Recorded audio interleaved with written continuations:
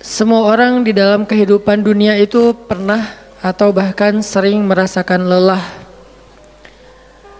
Karena dunia ini adalah tempat orang bermujahadah. Semuanya diraih dengan mujahadah. Gak ada yang didapatkan di dunia ini dengan cara yang mudah. Karena tabiat dari dunia itu adalah tempat bersusah payah. Fitrahnya dunia adalah tempat orang bercocok tanam, bukan memetik hasil. Yang namanya bercocok tanam, kalau kita melihat pada kehidupan para petani atau para pekerja di ladang, di sawah, di kebun, maka kita akan melihat akan melihat kelelahan, keletihan dan kesusah payahan yang luar biasa. Itulah tabiat dunia. Berbeda dengan tabiat di surga. Di surga itu semuanya akan didapatkan dengan cara yang mudah. Bahkan sebagian riwayat mengatakan seorang perempuan di surga apabila inginkan seorang anak, maka Allah Subhanahu wa taala akan memberikan anak kepadanya saat itu juga tanpa harus bersusah payah mengandung selama 9 bulan. Saat ini pengen punya anak dengan spesifikasi tertentu, maka saat ini juga dia akan diberikan anak bayi tanpa harus mengandung 9 bulan lamanya. Tanpa harus susah-susah menyusui. Allah akan datangkan untuk dia bayi yang dia sukai, kemudian Allah datangkan orang-orang yang akan pelayan-pelayan yang akan merawat dan membesarkan bayi itu untuk dia. Karena di sana dia adalah seorang ratu yang tidak perlu lagi bersusah payah. Di surga itu ketika seseorang menginginkan makanan, maka Allah Subhanahu wa taala mendatangkan untuknya makanan dengan cara yang sangat mudah. Bahkan ketika dia menginginkan buah-buahan, maka pohon itu akan menunduk untuknya sehingga dia bisa memetik buahnya tanpa harus bangun dari tempat duduknya jika dia menginginkan itu. Tetapi kalau dia menginginkan sesuatu yang lebih, misalnya dia ingin berjalan-jalan di kebun-kebun di antara banyak kebun surga, lalu dia ingin merasakan memetik pohon sendiri sambil membawa keranjang-keranjang yang indah, maka Allah juga akan memperkenankan keinginannya. Kaifa yasha, sebagaimana yang dia inginkan. Berbeda dengan dunia. Di dunia, apapun yang kita inginkan itu harus melalui mujahadah, melalui ikhtiar. Bahkan ketika kita ingin menjadi orang yang sekedar tidur-tiduran pun, Allah Subhanahu wa taala mentakdirkan tidur pun lelah. Tidur aja capek. Duduk capek. Ada orang yang duduknya capek akhirnya dia berdiri. Ya. Ada orang yang capek berdiri akhirnya pengen duduk. Kapan duduknya capek pengen berdiri? Salah satu yang sering saya alamin itu kalau lagi naik pesawat. Apalagi pesawat penerbangan 9 jam, 10 jam itu pasti capek banget duduknya tuh. Sehingga kita menginginkan seandainya ada uang kita pengen duduk di kelas bisnis. Tapi karena nggak mampu membeli tiket yang 3 kali lipat lebih mahal di kelas bisnis, ya nggak apa-apa lah di kelas yang biasa ekonomi. Tapi ketika lelah 4 jam, 5 jam pesawat berjalan itu udah luar biasa lelahnya, akhirnya berdiri mondar-mandir di antara lorong pesawat. Artinya duduk aja capek. Nggak ngapa-ngapain, suruh duduk doang. Nggak seperti orang dulu yang berangkat haji atau umroh naik kapal, lewat darat, pas sampai di laut naik kapal dengan ontanya, dengan kudanya. Orang dulu mencari ilmu itu dengan mujahadah yang luar biasa. Dengan naik onta berminggu-minggu, ini naik pesawat cuma 9 jam, capek. Yang nggak ada guncangan, biasanya guncangannya cuma pas di awal sama pas mau landing doang. Di atas udah jarang ada guncangan karena dengan ketinggian tertentu dan pesawatnya besar. Tapi itu juga capek. Naik kereta coba. Dari Jawa ke Bandung misalnya, sebutlah dari Semarang, dari Malang, dari Surabaya naik kereta 10 jam, itu aja capek. Nggak usah jauh-jauh, Bandung Jakarta aja 3,5 jam, itu pun capek. Atau kita naik mobil, nggak perlu nyetir, pakai online, duduk aja di belakang atau di sebelahnya si driver, perjalanan setengah jam dari tempat kerja kita ke rumah atau dari rumah ke tempat kerja, ke kampus, ke sekolah gitu. Itu aja capek. Artinya dunia itu memang kayak gitu tabiatnya teman-teman. Tabiat dari dunia itu adalah lelah. Sehingga kalau ada orang yang menghindari capek dengan tidak ngapa-ngapain, itu hal yang agak klise dan naif. Bagaimana dia bisa menghindari lelah? Bagaimana dia bisa menghindari ta'ab? Bagaimana dia bisa menghindari bosan? Bagaimana dia bisa menghindari dalam keadaan susah payah? Sedangkan dia masih berada di sebuah tempat, bumi, dunia yang tabiatnya memang tempat bersusah payah dan lelah. Satu-satunya cara menghindari lelah yang tidak perlu lagi bersusah payah itu hanyalah masuk surga. Tetapi kan itu tidak terjadi sekarang. Kita harus meninggal dulu dan kita belum mau. Ada yang mau meninggal masuk surga sekarang? Kalau dijamin sih insya Allah ya. Masalahnya gak ada jaminan. Kalau para sahabat enak, mereka dapat jaminan. Surga Bilal, sebelum Bilal meninggal, Rasulullah udah bilang, Bima sabaktani ilal jannah ya Bilal. Dengan apa kamu mendahului aku ke surga wahai Bilal? Dengan wudu dan sholat syukur wudu. Begitu juga nanti ada sahabat lain yang dijamin masuk surga bighairi hisab wala azab. Salah satunya adalah Ukasyah. Kalau kita tidak ada jaminan apapun di akhirat kecuali berikhtiar dan bermujahadah untuk bisa mendapatkan kebaikan sebanyak mungkin di sisi Allah. Sehingga alangkah naifnya seseorang yang menghindar dari ta'ab wal ham wal gham.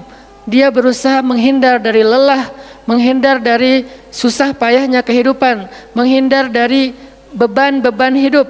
Itu nggak bisa dilakukan karena kita masih berada di dunia. Yang perlu kita sekarang coba pilih adalah kita mau lelah untuk hal yang sia-sia? Apakah kita mau lelah untuk hanya bersenda gurau?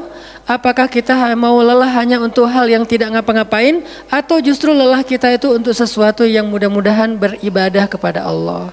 Makanya disebut dengan lelahnya menjadi lillah. Karena dua-duanya lelah. Ada orang yang pergi ke masjid lelah. Capek pergi ke masjid. Tapi ada juga orang yang berbuat dosa, itu juga lelah. Memangnya kalau kita beribadah lelah terus berbuat dosa nggak lelah? Banyak orang yang berbuat dosa lelah dan kita pernah merasakan kehidupan seperti itu. Sehari, 2 hari, sebulan, setahun, 2 tahun. Sampai kita benar-benar merasakan lelah banget dengan dosa. Di malam hari berbuat dosa lelah, akhirnya tidur sepanjang siang. Di siang hari berbuat dosa lelah, akhirnya tidur sepanjang malam. Lelah sama lelahnya. Antara orang yang beribadah dengan orang yang bermaksiat itu sama lelahnya. Bedanya apa? Yang satu lelahnya akan diganjar, dibalas oleh Allah dengan kebaikan dunia dan akhirat. Yang satu lagi lelahnya hanya akan disudahi dengan penyesalan. Sama-sama lelah. Bedanya lelah yang pertama mungkin baru dirasakan hasilnya setelah itu. Lelah yang kedua seolah-olah bisa langsung dirasakan kesenangannya, tetapi kesudahannya adalah penyesalan. Makanya pada malam ini kita ingin merenungkan beberapa nasihat baik dari Al-Quran maupun hadis tentang bagaimana kita menjadi orang yang setiap hari tetap lelah, tetap banyak beban, tetapi beban itu mudah-mudahan menjadikan kita mendapatkan banyak kebaikan di sisi Allah. Makanya Nabi SAW bersabda dalam hadis riwayat Bukhari dan Muslim, An-nasu ka'ibili mi'ah, la takadu tajidu fiha rahilatan. Manusia itu seperti 100 ekor onta. Manusia ka'ibili mi'ah, seperti 100 ekor onta. Yang harganya murah 50 juta, yang hidupnya untuk disembelih pada akhirnya nahar, disembelih. Onta itu kan kalau disembelih sambil dia berdiri ya. Kalau ayam, bebek disembelih sambil dipegangin atau diangkat. Kalau kambing dan sapi dibaringkan. Kalau onta disembelih itu sambil diberdirikan. Dia berdiri langsung disembelih. Itu onta. Artinya manusia ka'ibili mi'ah. Nabi itu menggambarkan onta karena onta ini punya banyak macam. Mungkin di Arab nggak ada ayam yang bermacam-macam. Akhirnya pakai bahasanya onta. Kalau di kita mungkin ada ayam potong, ada ayam kampung, dan segala macam, ada ayam jago. Kalau bebek ada mentok, ada apa? Bebek yang biasa. macam-macam kan. Di Arab mungkin nggak terlalu banyak variannya dan nggak terlalu akrab dengan kehidupan sehari-hari mereka. Yang akrab itu kambing, kuda, keledai, onta. Akhirnya Nabi mengatakan, an-nasu ka'ibili mi'ah. Nabi seolah-olah mengambil sebuah perumpamaan. Dan perumpamaan ini bisa kita ganti dengan culture yang berbeda di setiap negara. Tetapi perumpamaan yang paling baik itu adalah onta. An-nasu ka'ibili mi'ah. Manusia itu seperti 100 ekor onta ibil. Onta potong. Yang hidupnya hanya untuk disembelih oleh tuannya, kemudian dagingnya dimakan atau dijual. Kenapa bisa begitu murahnya? Cuman 50 juta, 40 juta dan berakhir dengan disembelih? Karena onta ini hidupnya tidak istimewa. Dia hidup hanya untuk makan, minum, tidur dan berkembang biak. Cuman itu misi dari kehidupan dia. Makan, minum, tidur, berkembang biak. Udah itu doang. Setiap hari kerjanya makan aja. Lihat hewan ternak ngapain? Merumput aja setiap hari. Nggak ada hewan ternak yang tiba-tiba dia lagi ngapain? Lagi sholat? Nggak ada. Hewan ternak misalnya lagi ngebantuin tetangga? Nggak ada. Hewan ternak lagi menjenguk yang sakit? Nggak ada. Hewan ternak yang lagi menyelesaikan hajat saudaranya? Hewan ternak yang lagi dengerin curhat? Nggak ada. Kenapa? Karena tugas misi kehidupan mereka itu cuma diciptakan untuk makan, minum, tidur, berkembang biak, udah. Ini namanya kalau di antara onta namanya ibil. Yang hidupnya itu sesederhana itu. Nggak ada yang rumit, nggak ada yang terlalu berlebihan. Dan an-nasu, manusia secara umum mirip dengan ibil. An-nasu ka'ibili mi'ah. Jadi kalau kita bandingkan dari 100 orang itu hampir semuanya seperti ibil. Misi hidupnya itu hanya untuk dirinya. Gimana caranya biar bisa makan, gimana caranya biar bisa istirahat dengan nyenyak tidur, gimana caranya biar punya keluarga, berkembang biak, punya keturunan, dan kemudian dengan keluarganya dia punya family time. Kapan liburan, makan di rumah, jalan segala macam. Cuman itu misi dari kehidupannya. Sehingga Nabi menyebut mereka yang misi kehidupannya hanya dirinya dan keluarganya, ka'ibili mi'ah, seperti 100 ekor onta. Kurang istimewa. Orang yang hidupnya hanya untuk dirinya dan keluarganya itu kurang istimewa. Sehingga disebut dengan ibili mi'ah, 100 ekor onta. Tapi enggak hina, tidak rendah, tidak mungkin melenceng, sesat segala macam, enggak. Dia tetap tidak haram, tidak najis. Nabi tidak mengumpamakan manusia seperti seekor anjing, seperti seekor babi, enggak. Karena itu najis, haram dan seterusnya. Onta, makhluk yang hewan yang baik, cuman tidak istimewa. Di sini tidak ada judgement. Nabi itu orangnya enggak suka menjudge. Nabi nggak mengatakan manusia ini semuanya apa misalnya dengan kalimat celaan, keledai, enggak. Manusia ini apa misalnya hewan yang najis, enggak. Nabi mengatakan an-nasu ka'ibili mi'ah, manusia itu seperti 100 ekor onta. La takadu tajidu fiha rahilatan. Hampir-hampir di dalam 100 ekor onta itu kamu nggak mendapati satu pun onta yang dikenal dengan nama rohilatan, rohilah. Rohilah itu dari kata rihlah. Rihlah itu udah jadi bahasa Indonesia, rihlah. Kemudian di Inggris-Inggris kan jadi traveling, trip, segala macam. Rohilah, dari kata rihlah. Apa itu rohilah? Onta yang bertugas untuk membawa beban tuannya dalam perjalanan panjang, baik itu berdagang maupun berperang. Dia punya misi lain selain makan, minum, berkembang biak, terus dipotong. Enggak, misinya lebih keren. Apa? Membawa beban. Membawa beban tuannya. Itulah rahilah. Sehingga punggungnya adalah punggung yang berkah, karena di atas punggung itu ditaruhkan beban terus menerus oleh tuannya. Berangkat bebannya apa, pulangnya beban apa. Karena orang dulu kalau berangkat niaga, berdagang ke luar negeri, itu tuh bukan berangkat bawa beban, pulang nggak bawa apa-apa karena udah diuangkan, enggak. Mereka barter konsep perdagangannya. Kalau berangkatnya bawa kain, pulangnya nanti bawa karpet. berangkatnya bawa gandum, pulangnya nanti bawa sutra misalnya. Tetap aja ada beban karena mereka berangkat jual apa misalnya ke Syam dari Mekah ke Damaskus. Nanti pulangnya dari Damaskus ke Mekah bawa lagi barang-barang Damaskus yang bisa dijual di Mekah. Pas berangkat bawa barang Mekah yang bisa dijual di Damaskus, pas pulang membawa barang Damaskus yang bisa dijual di Mekah. Li'ilafi Quraisy ilafihim rihlatash syita'i was-saif. Rihlah syita'i was-saif. Mereka melakukan rihlah pada musim dingin dan musim panas. Itulah ilafu Quraisy, kebiasaan orang-orang Quraisy.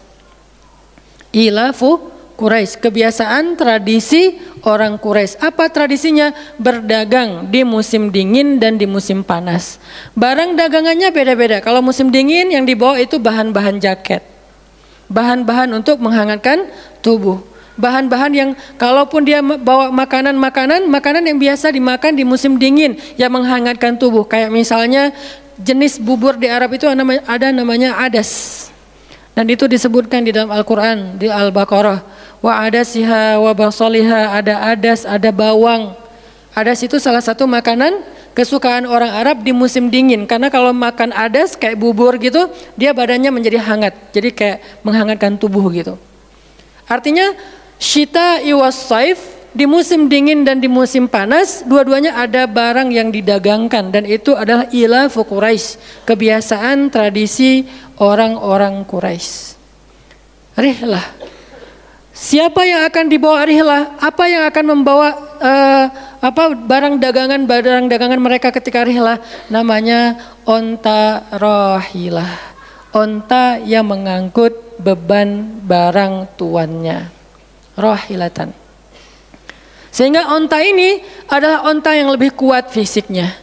Onta ini onta yang lebih tangguh perjalanan walaupun mengalami badai. Onta ini onta yang lebih kuat ingatannya sehingga dia menghafal jalan yang dilaluinya. Walaupun terjadi badai dia nggak tersesat. Jarang onta rahilah tersesat. Biasanya yang tersesat itu ibil. Ibil kalau ditaruh di tengah padang pasir, terjadi badai, terus bekas jalannya ketutup dengan pasir, dia bingung. Itu ibil. Sehingga kalau kita baca cerita-cerita tentang orang yang tersesat di padang pasir, rata-rata istilahnya kalau enggak jamal ya ibil. Kalaupun ada onta rahilah yang tersesat, berarti badainya parah banget. Kalau ada hadis onta rahilah tersesat, berarti badainya parah banget. Artinya rahilah ini ingatannya kuat. Dia kalau lewat satu jalan, setahun kemudian lewat lagi dia masih hafal. Itu rahilatan. Dalam teknologi sekarang kita nyebutnya dengan map. Ada banyak platform aplikasi map digital yang membuat kita bisa menghafal jalan. Dan diupdate terus, jalan ini sekarang macet segala macam. Rahilatan punya kemampuan membaca jalan walaupun mungkin berbeda dengan teknologi sekarang. Itu namanya rahilatan. Ini kata Nabi, la takadu tajidu fiha rahilatan. Manusia itu seperti 100 ekor onta. Dan di antara 100 ekor onta itu atau 100 orang itu, hampir kamu tidak mendapati satupun yang bernama rahilatan, yang mampu mengangkat beban lebih. Sehingga di sini Nabi SAW seolah-olah mengajarkan kita, memotivasi kita agar belajar menjadi rahilah. Manusia itu baru istimewa kalau dia menjadi rahilah, kalau dia mengangkut banyak beban, kalau dia menjadi orang yang paling banyak bermanfaat untuk orang lain. Makanya muncullah hadis, khairun nas anfa'uhum linnas, inna ahabban nasi ilallah anfa'uhum linnas. Dua riwayat hadis yang berbeda. Sebaik-baik manusia, kalau dalam analogi yang pertama, sebaik-baik onta adalah rahilatan. Bukan ibil, bukan naqah, bukan jamal. Sebaik-baik onta rahilatan. Kenapa kok rahilatan? Karena dia yang paling bermanfaat, soalnya dia yang paling banyak mengangkut beban. Sehingga dengan analogi tentang onta rahilah, kita menerjemahkan hadis khairun nas, sebaik-baik manusia, dengan istilah khair. Arti khair itu memberi lebih, arti khair itu bermanfaat. Khairun nas anfa'uhum linnas, sebaik-baik manusia yang paling bermanfaat untuk orang lain.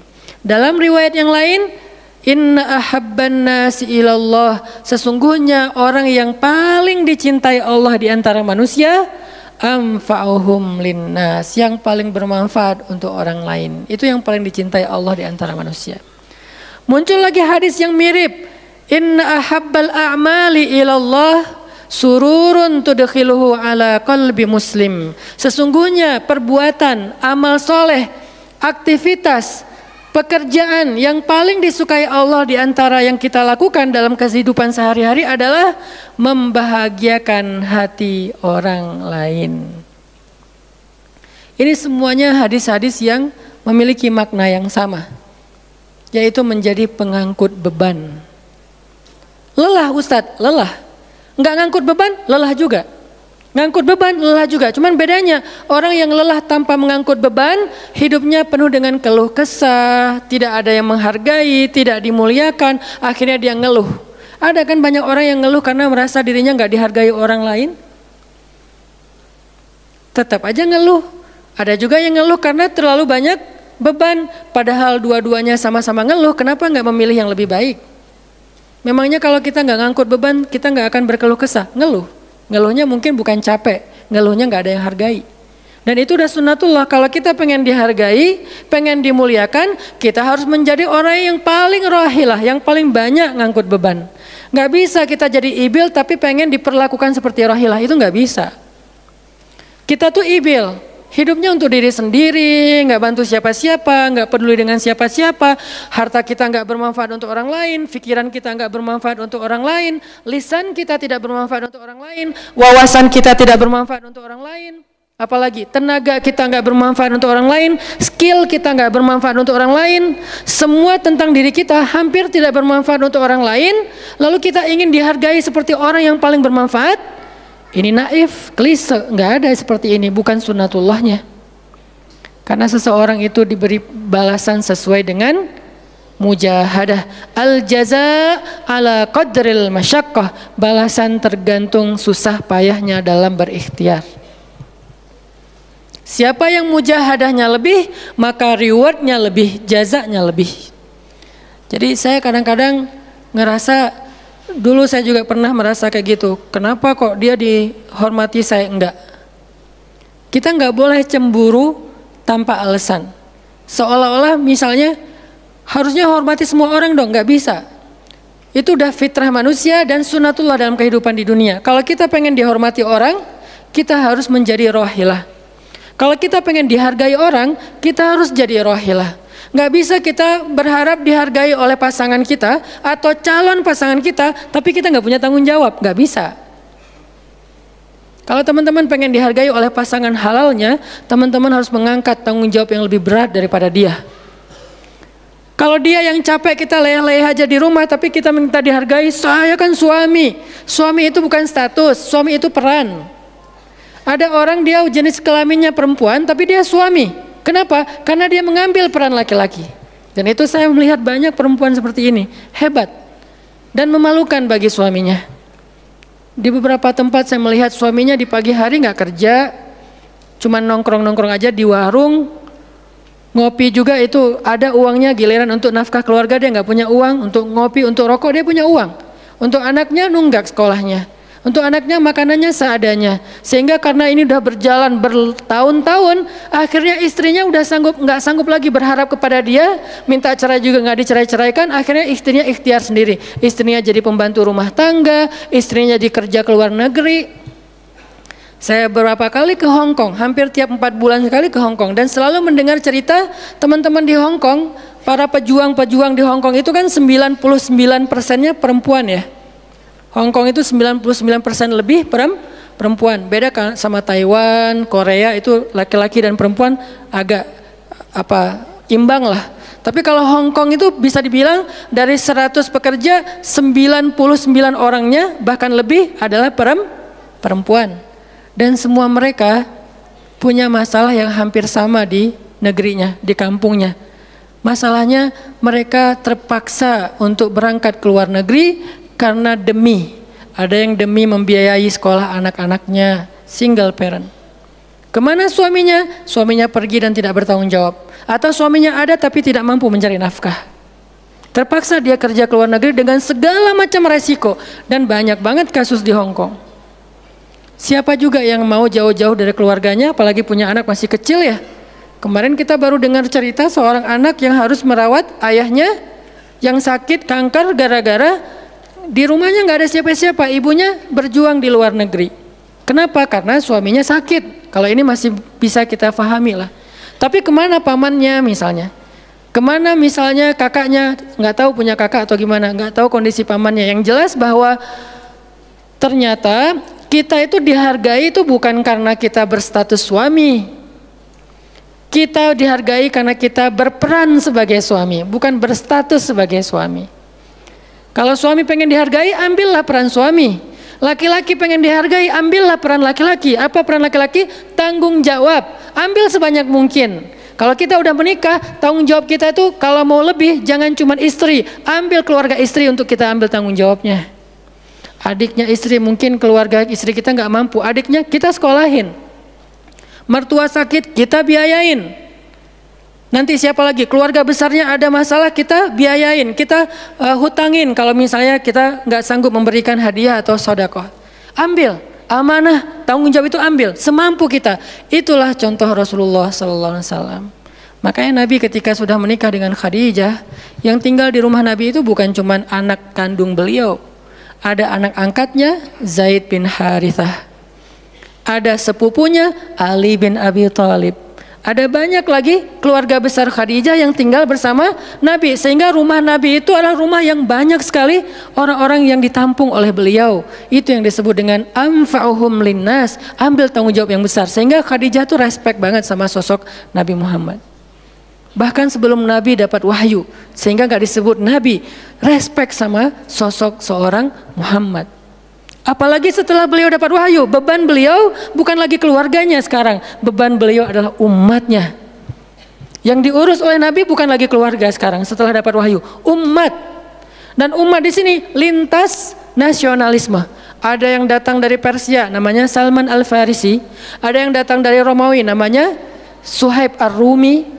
Ada banyak sahabat-sahabat yang lintas kabilah, bukan hanya orang Quraisy. Ada yang datang dari Yaman, termasuk Sumayyah dengan Yasir, keluarga yang pertama syahid dalam Islam. Ini dari Yaman. Kemudian pindah lagi ke Madinah yang bukan orang-orang Quraisy. Di sana ada Bani Mudhar dari kabilah Aus dan Khazraj. Nanti berkembang lagi sampai ke Asia, Eropa dan seterusnya.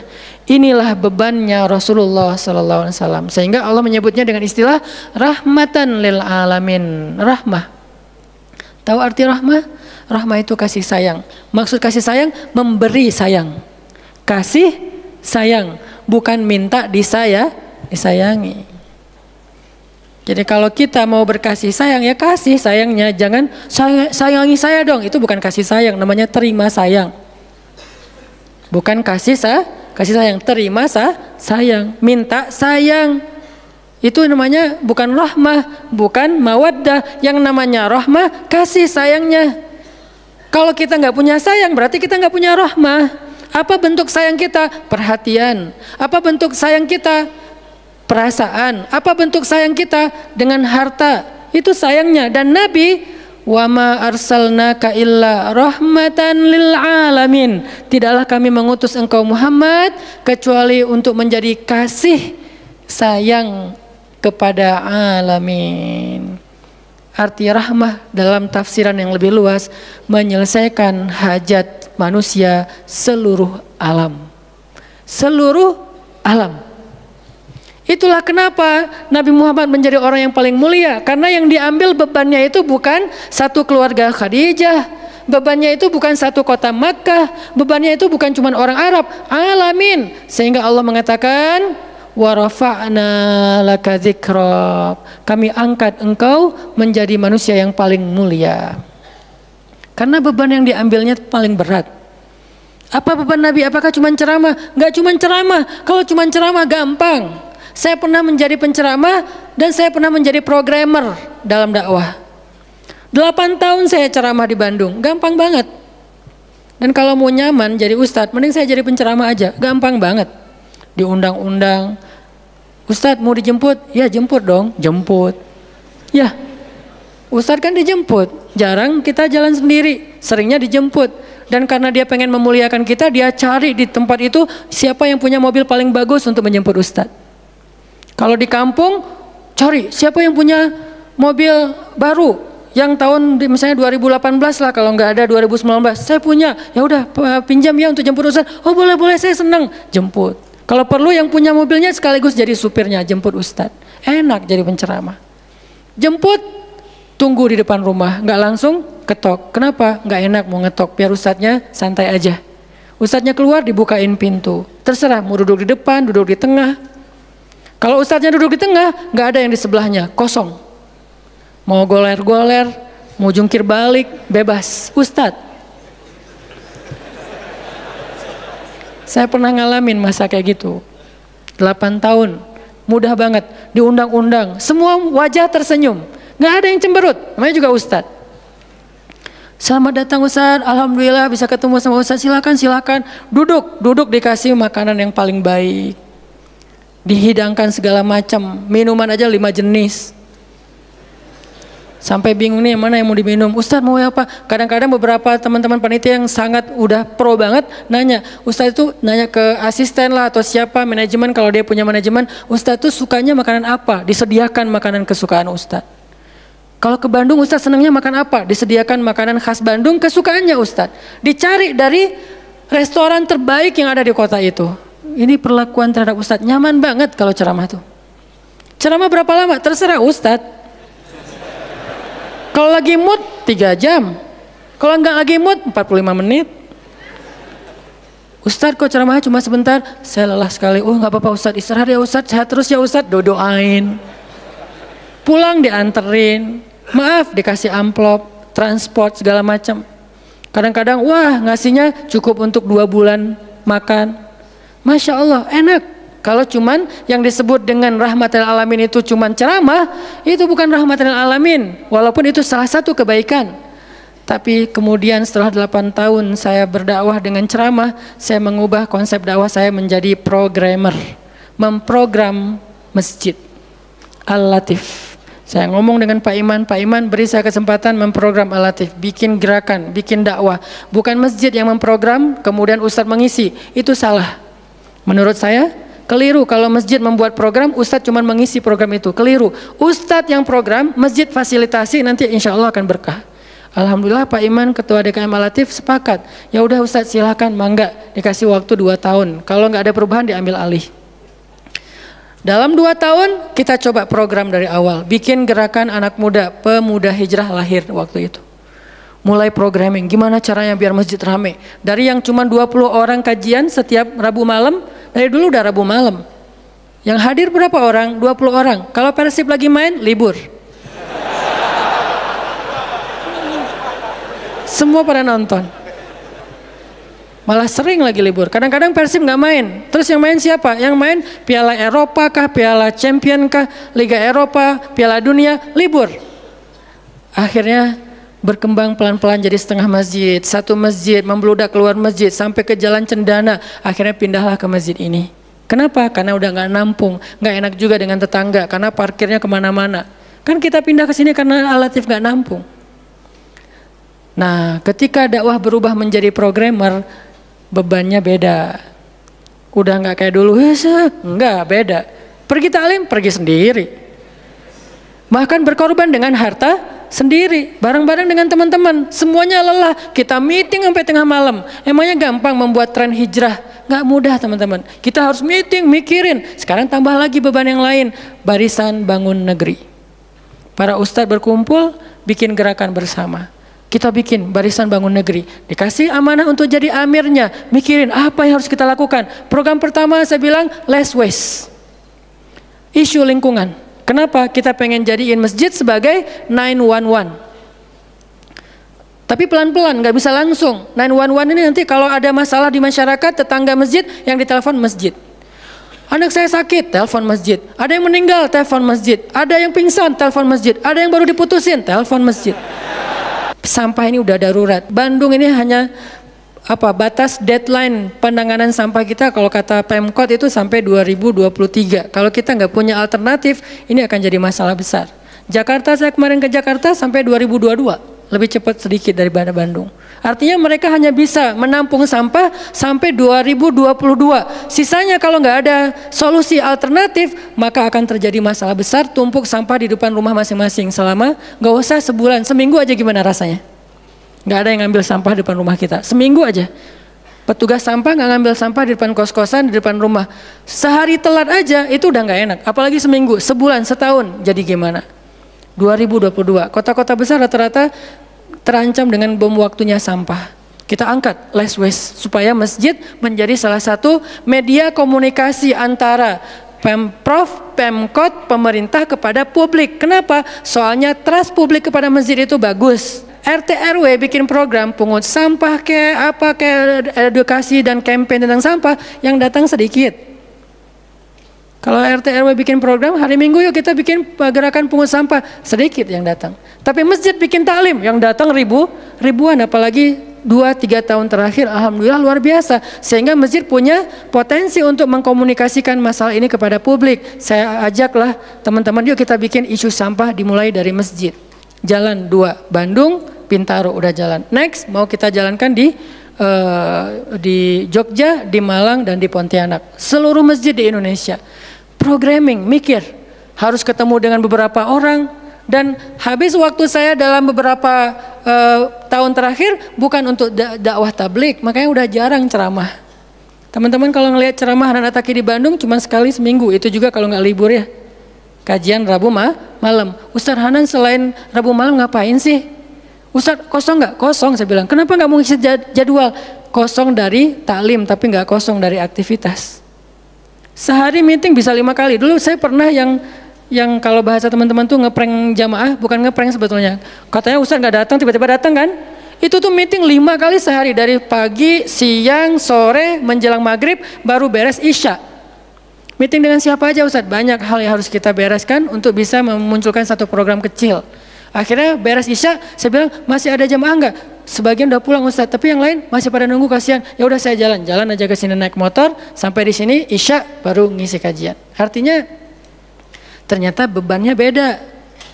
Tapi rohilatan itu yang disebut dengan dakwahnya Nabi. Saya baru mengambil sebagian kecil dari banyak varian dari dan instrumen dakwah Nabi, itu cuma sebagian kecil, memprogram baru masjid. Nabi itu alamin loh.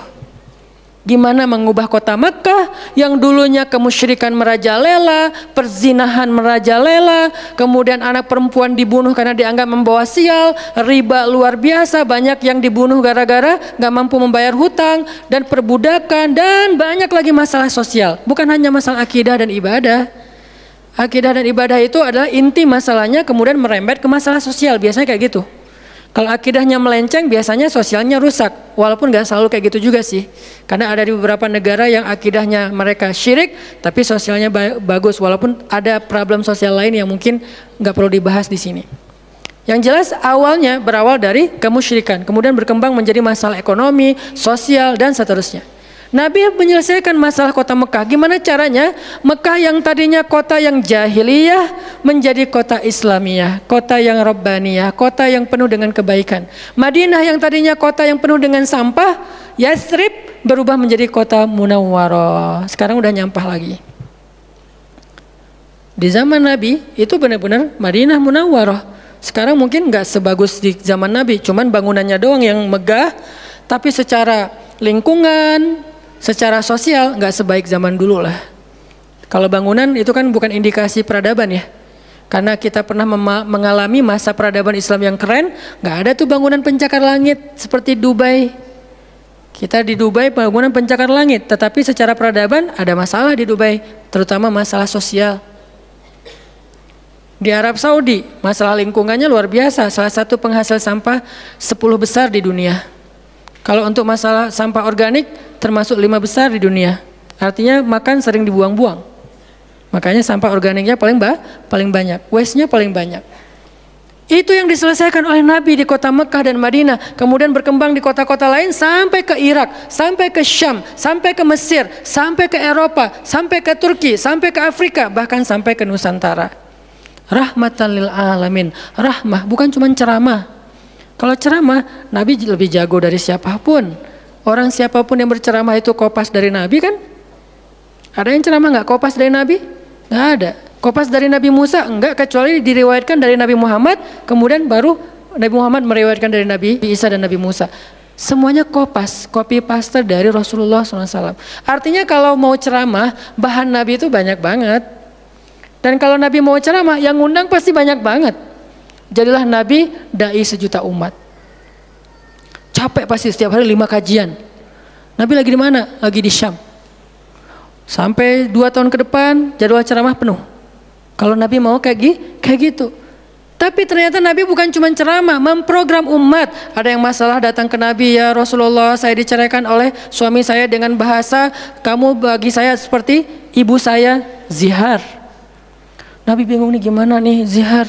Kok suaminya gitu banget sih sama dia? Ya udah, berarti kamu sudah diceraikan oleh suamimu. Sabar ya, dinasihati, disabar-sabarin sama Nabi. Dia pulang turun ayat surat Al-Mujadalah tentang bab zihar. Ada lagi yang datang rame, dia yang salah, saya yang salah, dia yang salah. Akhirnya didamaikan sama Nabi. Nabi mau takbir nih, pergi ke masjid mau sholat berjamaah, mau takbir. Ya Rasulullah, di Bani Salamah ada masalah, mereka hampir berperang, nggak jadi takbir, pergi ke Bani Salamah menyelesaikan hajat mereka. Datang-datang jamaah udah sholat, Nabi sholat yang jamaah yang kedua. Artinya rahmah, ngambil beban umat. Belum lagi nanti beban umat yang tertindas di antara Bani Israel, di luar negeri, di Yaman, di Syam. Yang Nabi mengutus para sahabat untuk menyelesaikan hajat-hajat mereka. Makanya Nabi mengatakan, siapa yang datang kepada saudaranya untuk menghilangkan masalahnya, maka Allah akan menghilangkan masalah orang ini nanti di akhirat. Makanya beban Nabi itu berat banget teman-teman. Kalau kita baca sirah Nabi, luar biasa, Nabi itu lelah banget. Sampai para sahabat meriwayatkan Nabi itu dulu sebelum dapat wahyu, beliau seger gitu. Setelah dapat wahyu tetap ganteng, tetap keren, karena memang aslinya udah dari sononya keren ya. Cuman udah ada guratan lelahnya tuh terasa di wajah beliau. Lelah banget. Sampai Nabi itu pernah sampai Allah bilang gini, "Fala'allaka bakhi'un nafsaka 'ala atharihim." Hampir saja engkau mencelakai dirimu gara-gara mereka. Mas, apa maksudnya? Kok Nabi hampir mencelakai dirinya gara-gara mereka? Itu maksudnya apa? Saking terbebannya Nabi dengan kondisi umat, hampir-hampir Nabi itu sakit keras, hampir-hampir Nabi itu binasa, celaka, meninggal demi mikirin nasib umat. Kayak gitu banget coba. Itu namanya rohilatan. Kita belum sanggup untuk memikul beban umat sedunia. Makanya minimal kalau kita nggak ngambil beban umat sedunia dengan tangan kita, minimal dengan pikiran kita aja. Kita mikir nggak sih nasib Palestina? Atau kita masih nganggap bahwa itu beda negara? Kalau beda negara oke. Apakah kita memikirkan mereka karena kemanusiaan? Masa kita mau bilang mereka bukan manusia? Kan sama-sama manusia. Harusnya kita merasakan apa yang dia rasakan karena kita sama-sama manusia, punya perasaan yang sama. Kalau kehilangan akan sedih, kalau melihat kezoliman juga enggak akan kuat, kalau dizolimi juga akan sakit. Kita mikir enggak tentang Palestina? Kita mikir enggak nasib Suriah? Kita mikir enggak nasib Rohingya?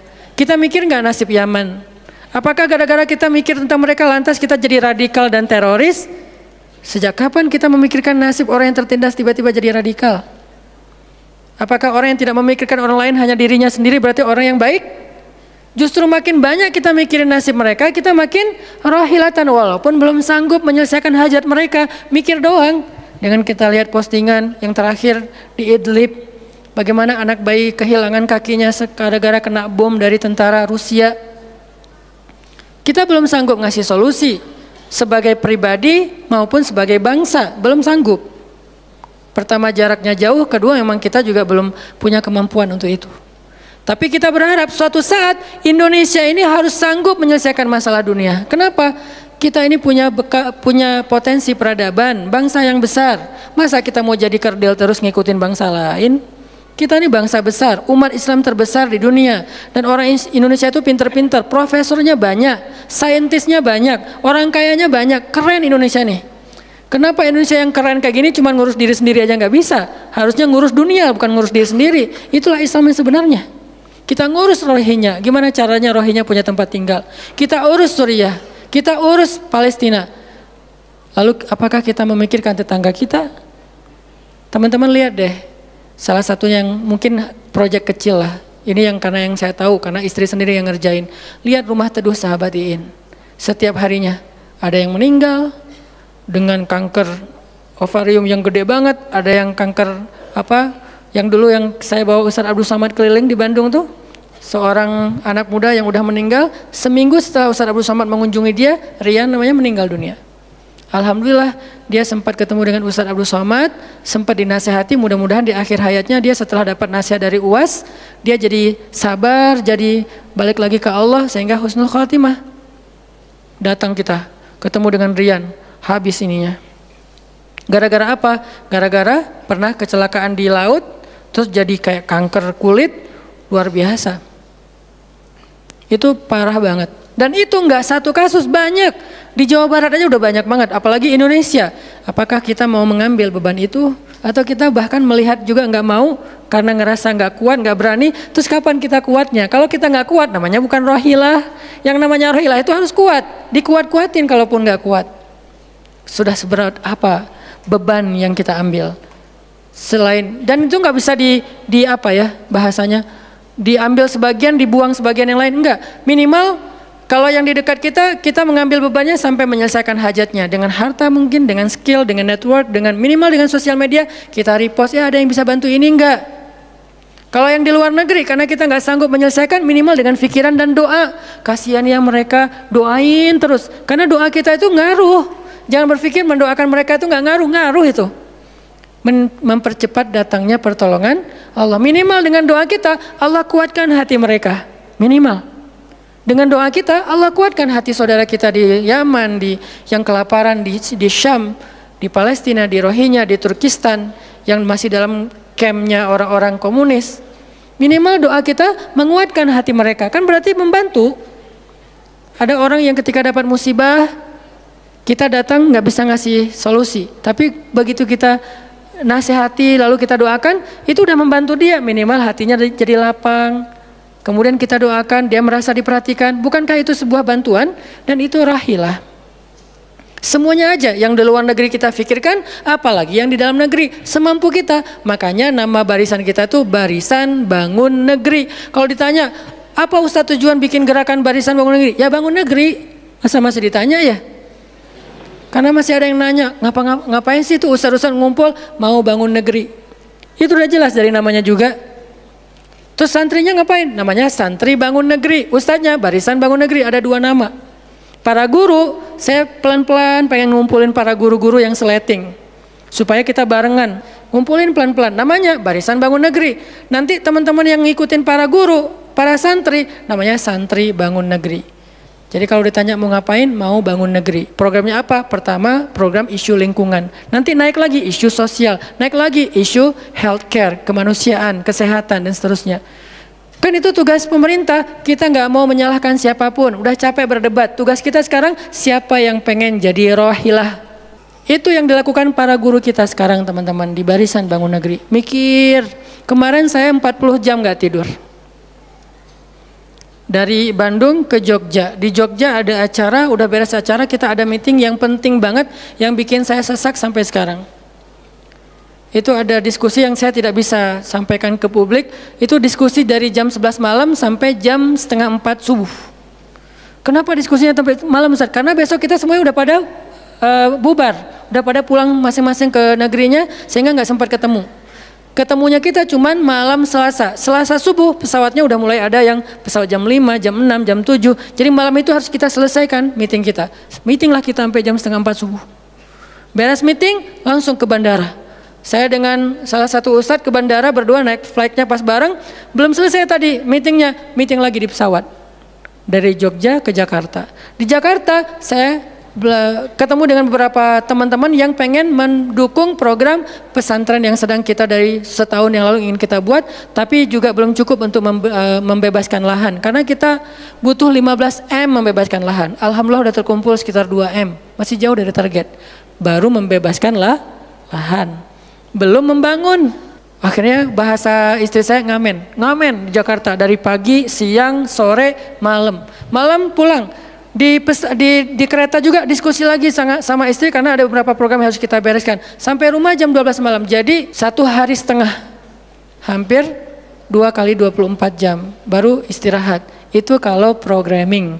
Beda dengan ceramah.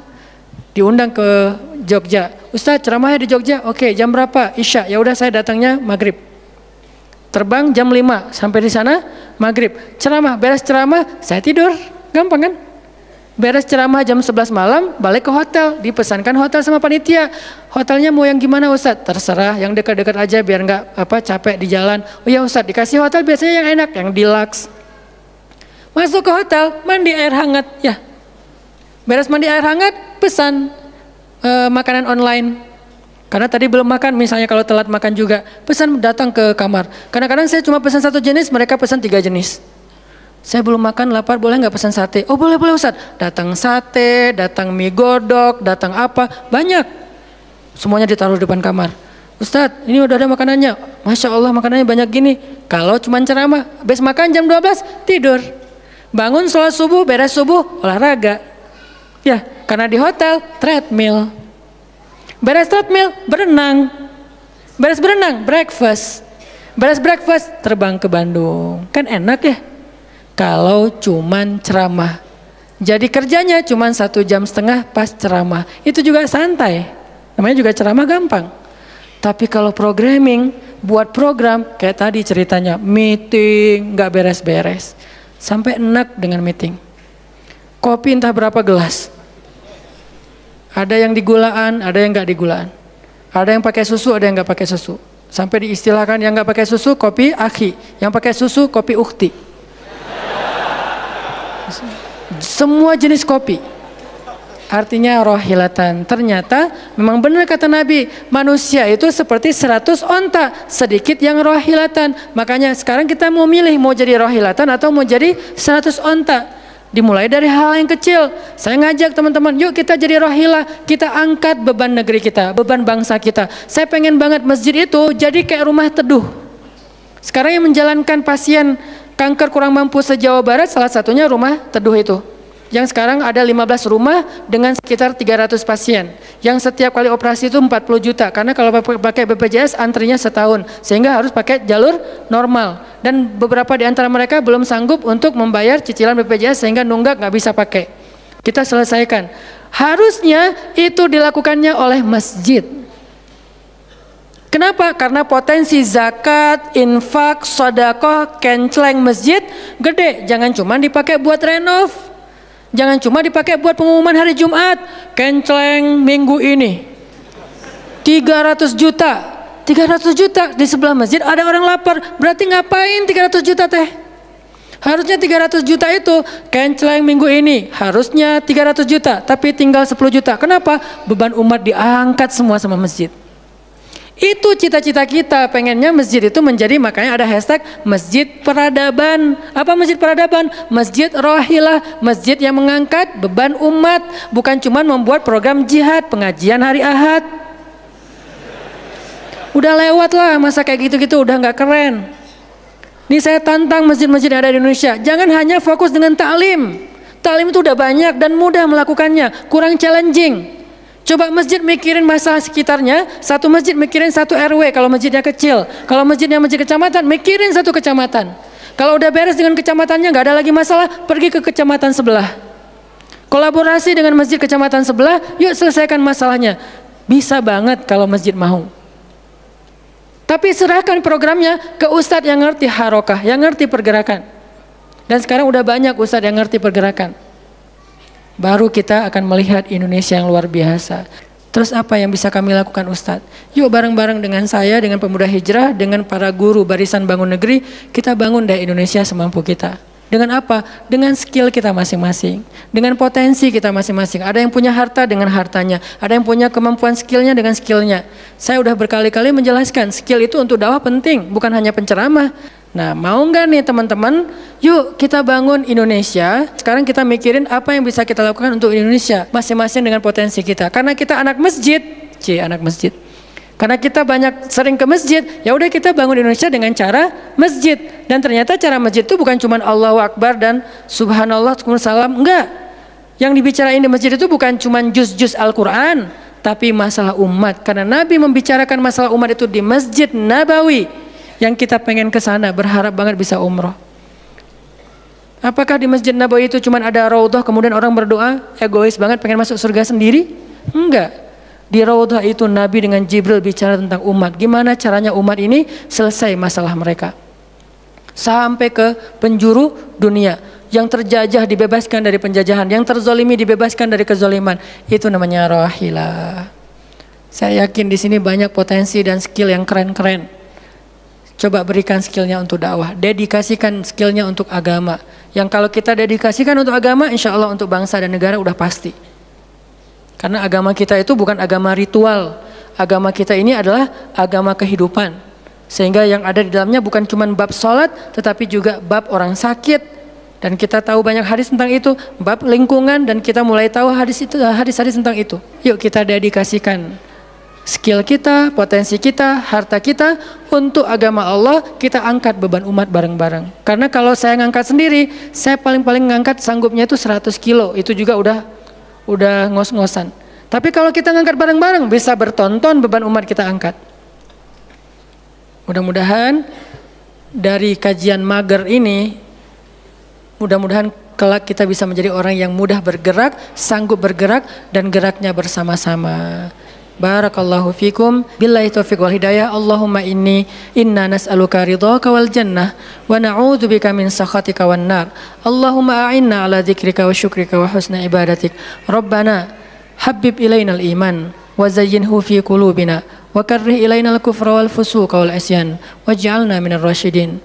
Rabbana atina min ladunka rahmah wa hayyi' lana min amrina rasyada.